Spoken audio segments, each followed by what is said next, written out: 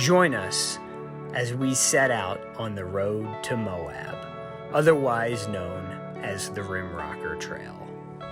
The Rimrocker Trail is comprised of several trails to form a 160-mile route from Montrose, Colorado to Moab, Utah. Mostly all off-road, which makes for an epic adventure. We set out with 5 intrepid men and 4 overlanding vehicles. Over the next few days, we learned much about ourselves and our rigs. As the days passed along the Rimrocker Trail, the crew started to get in a really nice groove. Rooftop tents went up and down with ease, and life around the campsite seemed to flow naturally, with meals getting made, dishes washed up, and preparations made for the evening and the next day ahead, to include the charging of equipment,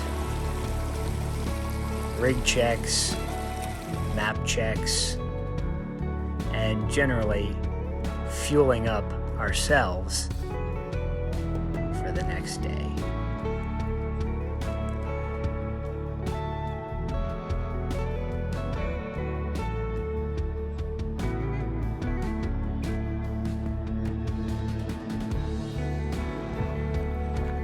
Alright, so we just had dinner.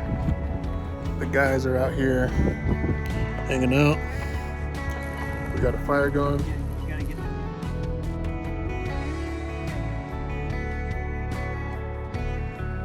As we rolled through the Rimrocker Trail, we could not help but be blown away by the natural beauty that was all around us. Not only in Moab, but even before that point, rolling through the roads that varied from well-maintained to rocky and unstable, from long straights to short, steep switchbacks, open roads to river crossings.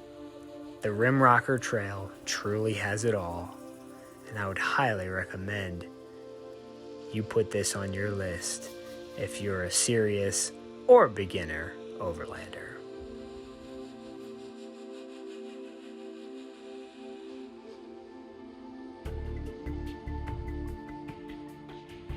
Throughout this trip, we each found our own natural role as we learned more about how we can contribute to this trip. We also learned the things that might be helpful for future, more intense endeavors.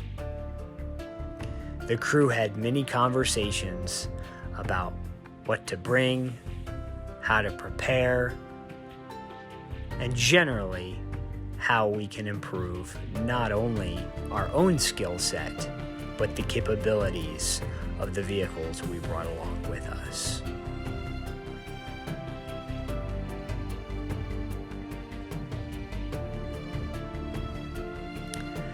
As one usually finds, things get much more clear in nature. Through the days, our thoughts began to clear. The busyness of the everyday world begins to fade away, and we start to get clear on what really matters.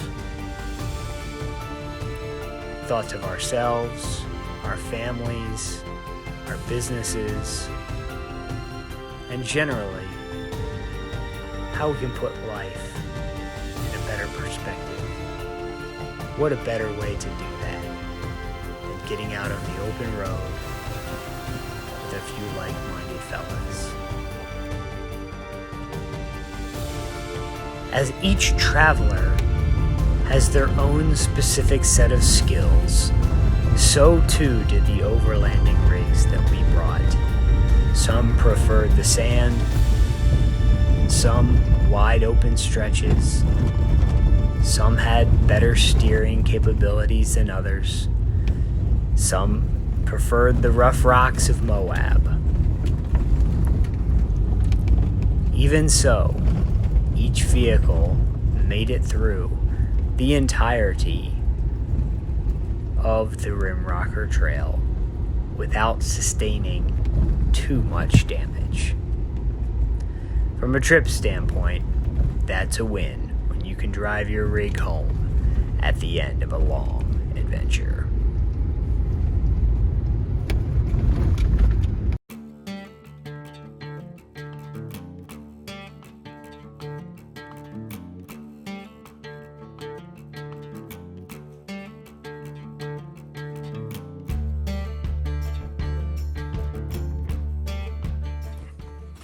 Bruce, give us a rundown of the third camping spot.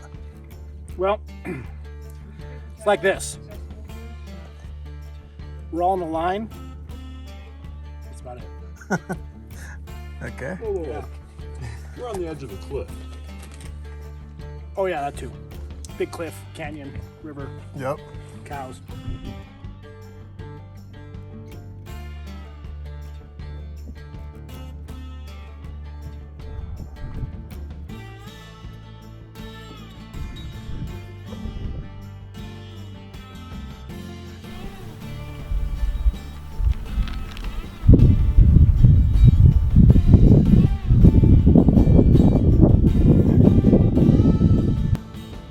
All right, so this is day 4 of our trip.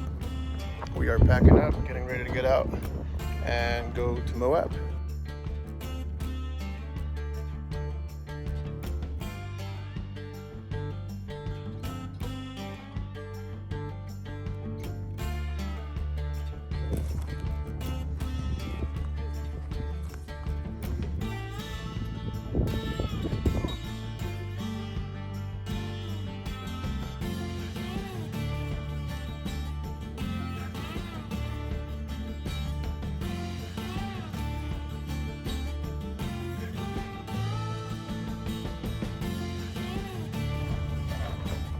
So we're airing down right now.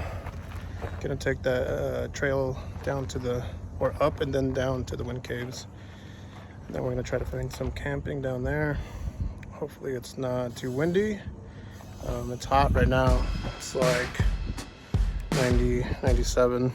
Doesn't feel terrible, but it's manageable. The rigs are back there, we're ready to go.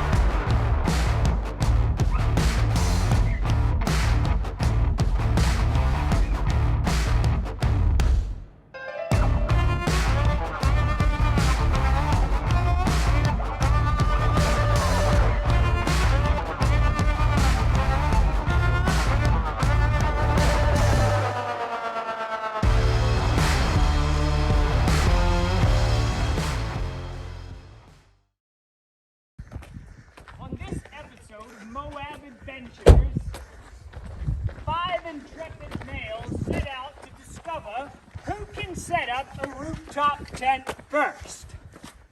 As you know, this sets up a stages of dominance that shows females who is the fittest of the species. As you can see,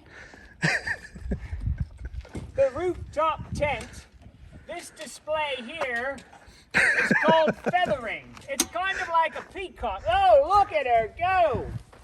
That is the crowning achievement for any measure of a rooftop setup. Join us next time on how to set up a camp toilet.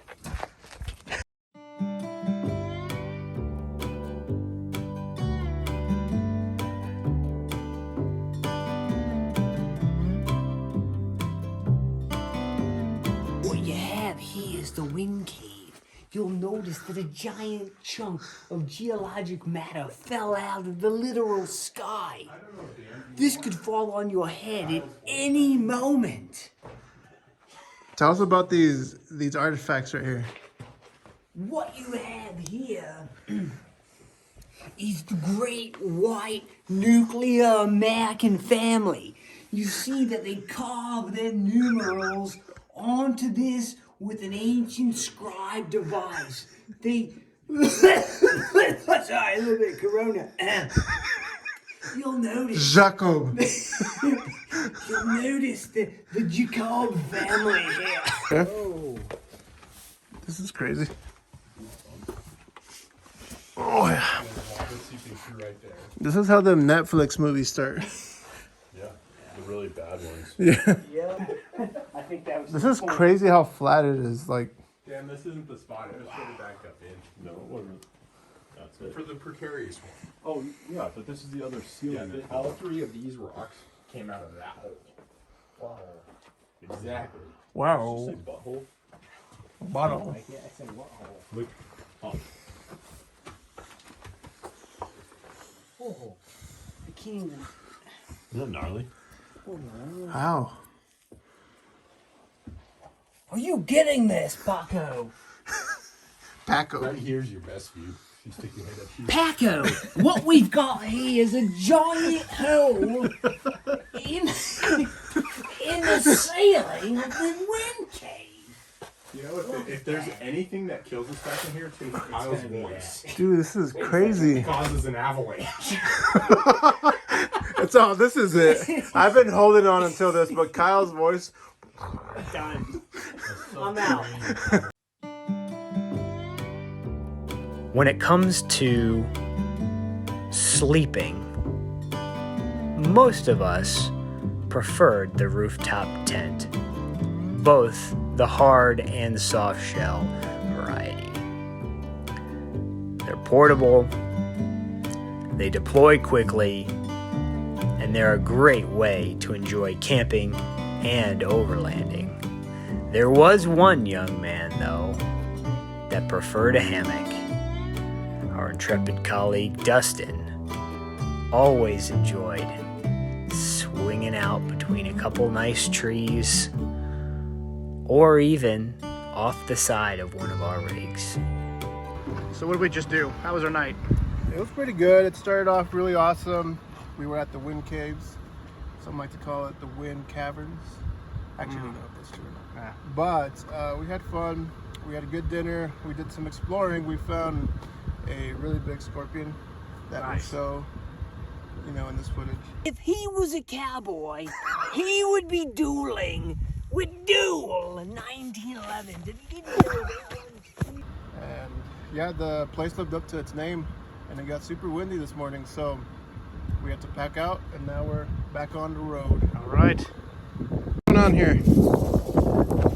In Akabango, they don't have any sinks, so you need to bring your sink with you.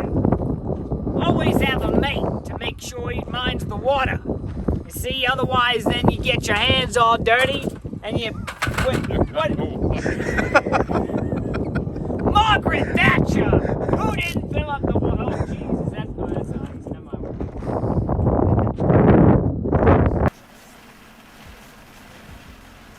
There's no doubt about it. When you're out in nature, weather is always a factor. And this trip the biggest factor was wind.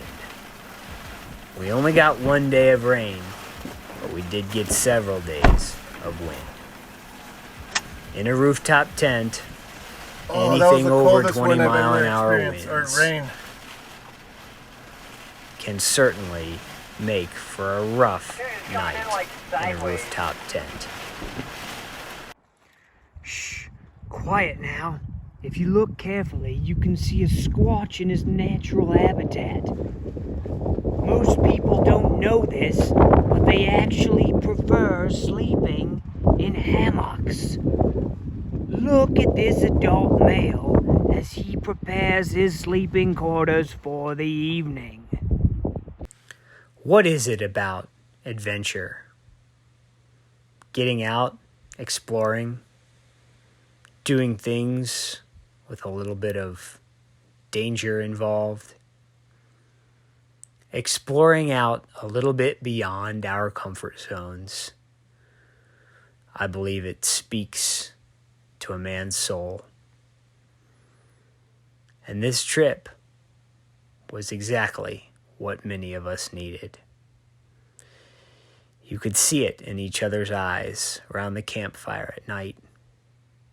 Even though we were all here for different reasons, all on our own, separate journeys, we realized that this was important.